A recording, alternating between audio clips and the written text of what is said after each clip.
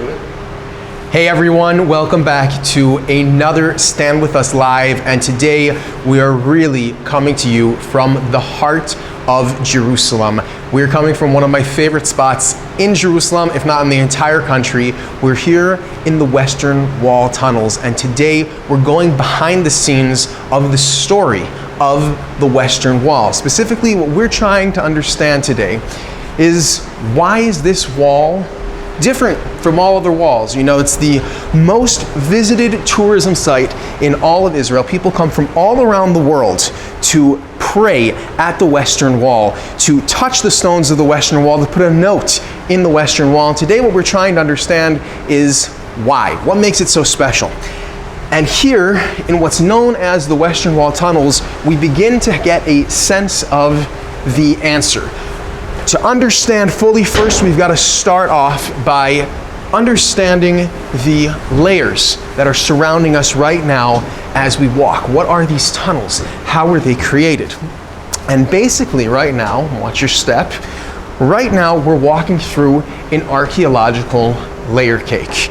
The history of the Western Wall itself goes back to about 2,000 years ago, when a Roman client king, a king was named by the Romans. His name was King Herod.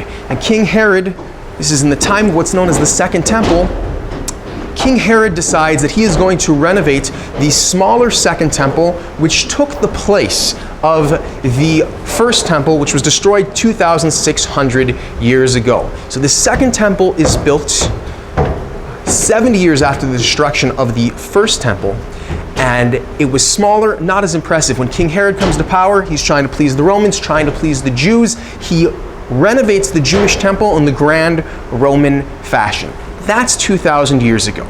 In the year 70 of the Common Era, that temple, that whole structure, I should say, that the Western Wall served as a supporting wall of, that whole structure was destroyed by the Romans, and the Jewish people were exiled for a second time. And over the years, different civilizations that would come here, the Romans that were here, who would then convert to Christianity and become the Byzantines, they would build in this area. On top of them, the Muslim Empire, who of course would go on to change the face of the Temple Mount, that renovation built by King Herod.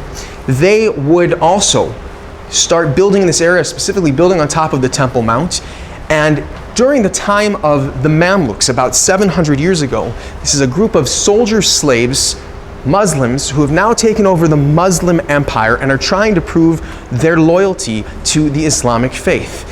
Because in the early Muslim Empire, the holy sites of the Dome of the Rock, or the shrine of the Dome of the Rock, which is where Muslim tradition considers to have been the place of Muhammad's ascent to the heavens on his famous night journey, and the Al-Aqsa Mosque, the house of prayer that was built to accompany it. Because those sites are on the Temple Mount, the Mamluks decided to build their homes as close as they could to that Temple Mount. Now let me give you just a little bit of a sense of what this project looks like right now. I'll give you a little bit of a sense. This is important to understand what we're talking about here. Here we can see the Second Temple, the renovations done by King Herod. You're looking at the Western Wall right over here, a wall that goes 488 meters. 488 meters, what we see is only an eighth of that size. We see about this area over here when we're outside. The other three surrounding walls and the actual temple, according to the sages, the most beautiful building ever built by man, sits right there in the middle of it. Now, these four walls were filled in, the area in between was filled in with arches and packed dirt, creating that raised area that we know as the Temple Mount today. And like I said, the Mamluks want to, well here, let's start with this. First, the Muslim holy sites that were built on top of that Temple Mount following the temple's destruction, and the Mamluks build up this neighborhood that we can see over here, flush at the level of the Temple Mount. And what we're seeing here, these arches, if you look up, the arches that we're walking under right now were the arches that were built to support that Mamluk neighborhood from about 700 years ago, from about 700 years ago.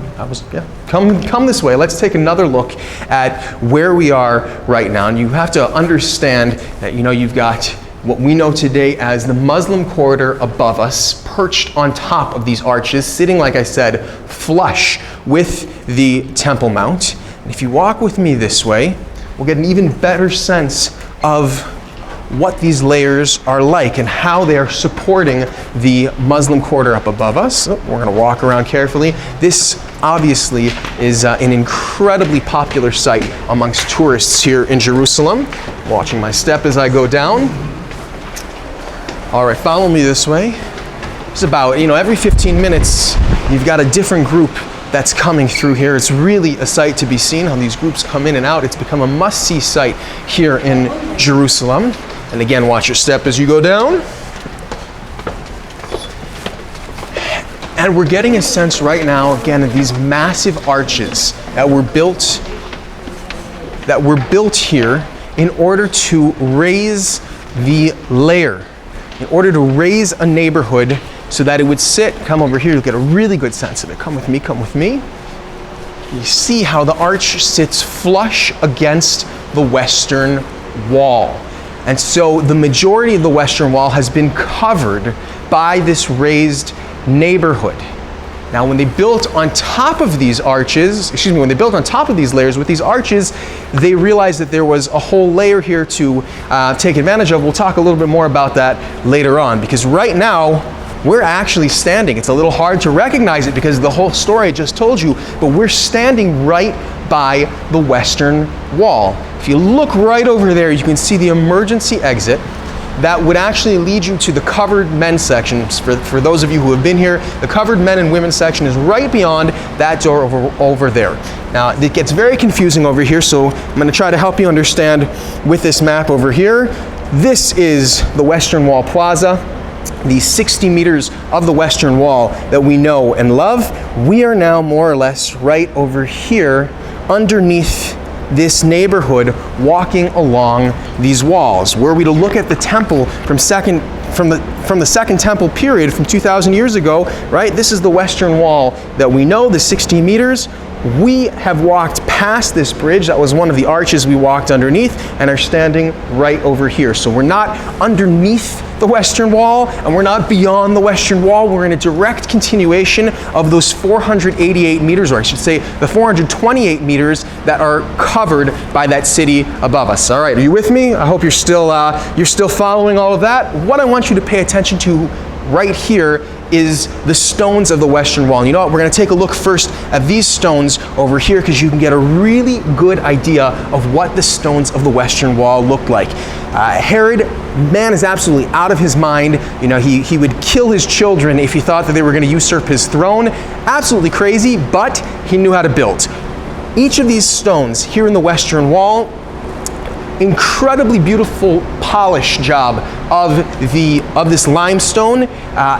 Each stone weighs approximately 5 tons. On average, 5 tons per stone. That's a lot of weight. And you can see how not only were they beautifully polished, but they were chiseled around the edges so that there's almost a picture frame. It's like a picture frame around the center of the stone. That, my friends, is King Herod's signature. That's how we know that King Herod was here.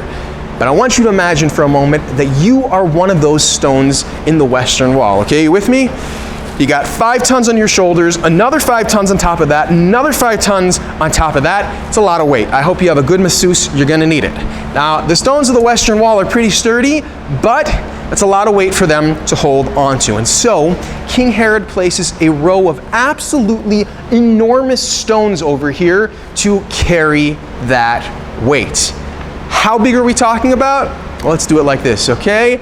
Let's go all the way to the end of the stone over here. All right, keep walking, keep walking, keep walking, keep walking. We're still walking, we're still following this massive stone over here until, boom, now we've reached the end, okay? Now let's go to the other end, all right? So we're walking, we're walking, we're walking, we're walking. We gotta go all the way back now, but it's worth it, because by the time, we get to the end of the stone, can you hear me? We reached the end of the stone over here. We have now walked 13.5 meters. One stone, 13.5 meters wide. Okay, for those of you who are Americans like me, you know, big American football fans, 13.5 meters, we're talking about 13.5 yards. That means just about 1.5 first downs of a stone. Now, if we said that the average weight of a stone in the Western Wall, 5 tons, let's go ahead now. Why don't you write in the comments your guesses for how big you think the largest stone in the Western Wall weighed.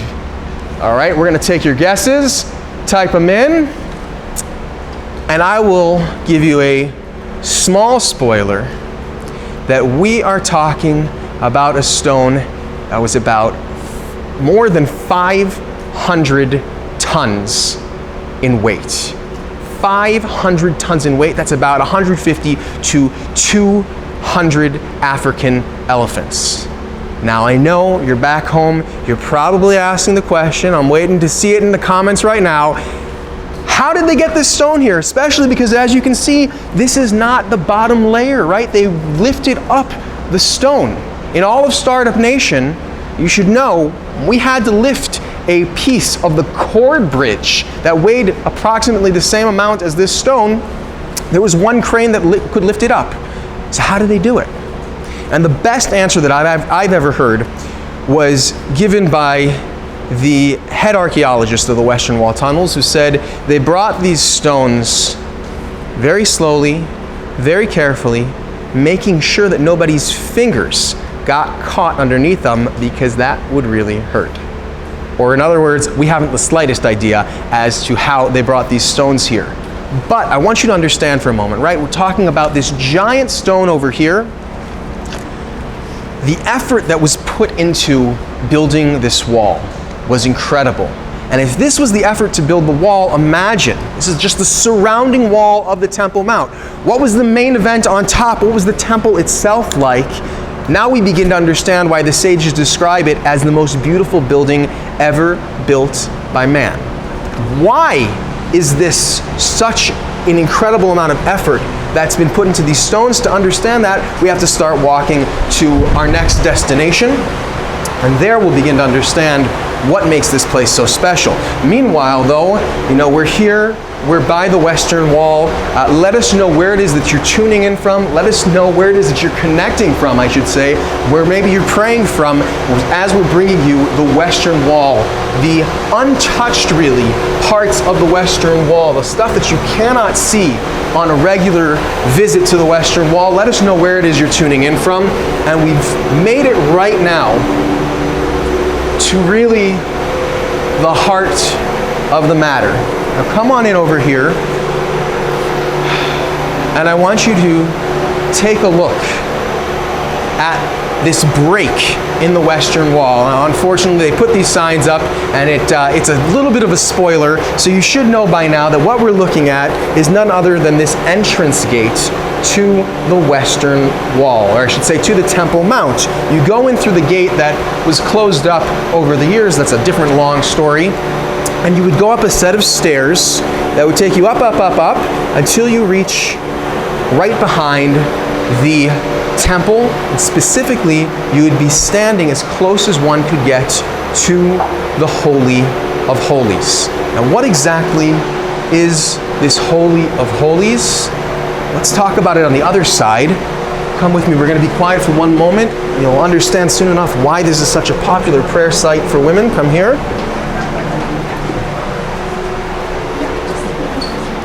All right, come on through, come on through.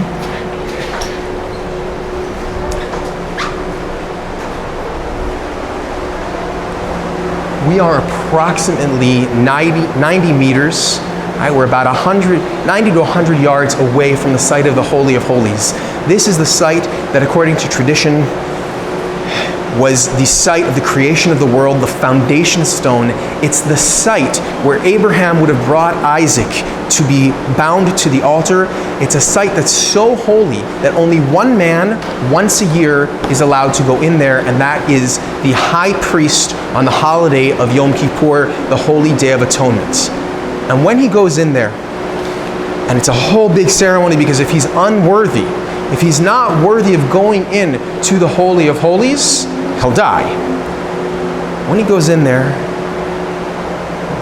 right after, he takes a deep breath and, lights incense, he offers up a small prayer before he actually leaves. And in this prayer, you'd be amazed, the first thing that he prays for is actually for rain, because without rain, Israel has nothing. And then he goes through a list of the bare necessities of life. And it's a small prayer about a paragraph long, but it continues to be said by Jews throughout the world as part of the Yom Kippur liturgy. That whole event that I just described happens a mere 90 meters from where we're standing. And more than that, it means that 90 meters from where we're standing, for thousands of years, the heart of Jewish life, when we say next year in Jerusalem, we're referring to that. Thousands of years of Jewish yearning, of Jewish longing, and of Jewish hope, of Jewish prayer, all being sent to that area over there. So we'll actually pause for just one moment. I'll be the messenger for anyone who wants to connect. We're going to take a small moment to connect through silence, to connect to the history, and to connect through prayer for those of you who want to the Western Wall. You can join me and feel free to, write your well wishes and your blessings for your family and loved ones in the comments.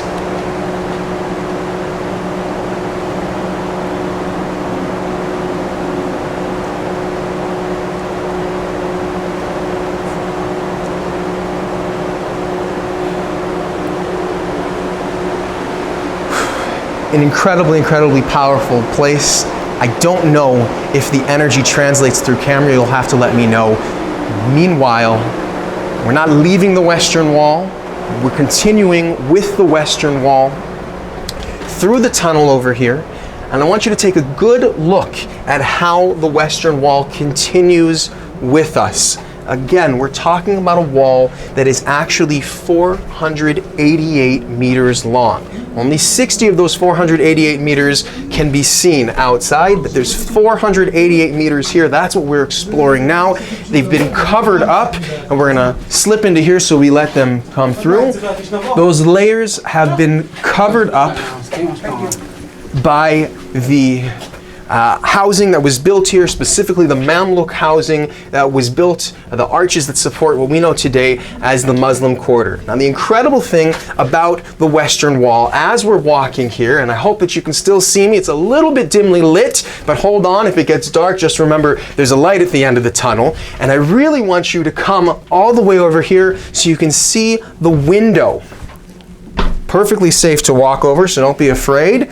You can see this window over here, and the window that you're looking through right now is actually giving you a glimpse of the continued depth of the Western Wall. We're not at the bottom yet, as well as some of the destruction from the time of the destruction of the temple. Those are stones, actual stones of the Western Wall that were knocked out by the Romans in 70 of the Common Era as they were destroying that second temple, and the Jewish people were being sent into exile for a second time. Imagine what that was like. Each stone weighing about 5 tons and being knocked out of the top of the Western Wall. Spoiler alert for those of you, I think actually some of you might have visited with us to the Davidson Center, where you can actually see the incredible dent in the street that those stones made when they fell out. And if that's not impressive enough for you, then keep coming this way. We've got another window coming up, and I want you to take a quick look over here. All right, stay with me, stay with me. I promise you that it's worth it at the end of the tunnel. It's a little long, but it's really something to see. Because take a look at the depth of the Western Wall. It still continues for a few more meters underneath us, and that is where we're heading to right now. We're making our way to street level from 2,000 years ago, street level from the time of the Second Temple period. Now, as we make our way also, listen to those acoustics. Take a look at what we can see over here. I mentioned to you before how when the Mamluks built their raised neighborhood, they knew that they were building on top of pre-existing structures. If we're being specific chronologically, they were building on top of remains from the Crusader era, from the return of the Christian regime to Israel. And you can actually see here on the walls the the seal that they placed, the plaster seal that they put all around those walls, the reason they did that was because they said, hey, we've got all of this space down here. Why waste it? Let's take advantage of it. And they turned these rooms into either underground wheat storage facilities or underground water facilities. That's how the Western Wall tunnels were created. If you're still trying to wrap your head around that idea, it's these layers upon layers of other civilizations that built, I should say really specifically the Mamluks, who built as close as they could to the Temple Mount and covered up the Western Wall, and they built on top of these other layers from the Crusader era, and we're walking through those layers right now. Now, I promised you that if you stuck with me, we'd eventually make it to the end of the tunnel, and I'm just about to keep my word. We're picking it up just a little bit. Oh, here we go. Here's the light. Okay, come with me. Right now, we are exiting this main stretch of the tunnel, and I got something to show you. I told you, for those of you who've been with us from the beginning, we are about to walk on street level from 2,000 years ago. Okay, get ready for this. We're turning the corner, and we are now 1, 2, 3, ladies and gentlemen, welcome to street level from 2,000 years ago, from the time of the Second Temple period. And more than that, I want to wish you all a Mazal Tov, congratulations, because if you take a look over here, what you can actually see is I'm standing now right underneath the seam line between the Western Wall and the actual bedrock of Mount Moriah, which Herod's workers chiseled to make it seem like they were stones. What that means is you've made it to the end of the Western Wall. 480 meters of the Western Wall ends right here. And look at where we are. Look at this incredible sight that we can see over here. You know, you take a look at the floor, first of all, the beautifully paved floor that would have been paved with these really, really heavy stones over here. And if you've been with me, you understand that the story of the tunnels is a story of 700 years, that's all. So you need to use your imagination to understand what this would have looked like 2,000 years ago. We're going to get rid of the room to the right, the wall to the right, the wall to the left. We're going to get rid of the ceiling above me, and we're going to get rid actually of this wall over here. And what we get is a beautiful portico, a beautiful column-filled plaza at the end of that road, stretching the entire length of the Western Wall. To give you a sense, what we've done is walked more or less from over here all the way to over here to the end of the Western Wall. It's this street over here. Now, using our imagination, or maybe I should say, oops, let's put this back here so the other guides can use it. Using our archaeological glasses, right? We've got these beautiful columns over here. If you put an arch, if you put maybe a roof over those columns, you would get a store, right? You'd get a store. What are they selling in these stores? Well, they're selling a whole bunch of things. First of all, if anyone's come to Jerusalem, you know, you're walking around with your kids here, you're having this great spiritual moment, and the kids at a certain point are going to say, I'm hungry, buy me a falafel. That's happening in ancient times as well. In ancient times, people are buying souvenirs because even though you're supposed to come to the temple 3 times a year, Passover, Pentecost, and Sukkot, the Festival of Booths, so that's Pesach, Shavuot, and Sukkot, even though you're supposed to come 3 times a year, for many people that wasn't feasible, and the pilgrimage to Jerusalem from the diaspora could sometimes be a once-in-a-lifetime opportunity. So of course, they're selling t-shirts or coins that say, somebody who loved me went to Jerusalem and all I got was this lousy t-shirt or coin, whatever it was back then. And in addition to that, they've got stores, or a special chain of stores called Offerings Are Us. Everything for your temple needs. The people who are coming to Jerusalem wanting to bring an offering to God are not schlepping it with them from home. They're coming and they're buying it here, somewhere along this street, maybe even in this store over here.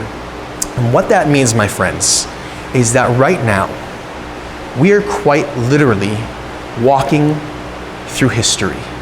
Because anyone who is anyone 2,000 years ago in Jerusalem would have come to this street before going up to the temple. Anyone who's anyone in Jerusalem 2,000 years ago, all the incredible historical figures, all the incredible sages, the pillars of tradition would have stood on these very stones. We're quite literally walking in the footsteps of some of the greatest people to have ever walked through Jerusalem, literally right now, walking through history. And here, my friends, I want to bless us all that we should not only merit to walk through history together, but we should also merit to write history together. And may the history that we write, may the new pages in the history books be filled with happiness, with peace, and with only good things. Thank you so much for joining us here today, and we hope you'll tune in again next week for another incredible Stand With Us live tour here in Israel. See you guys later.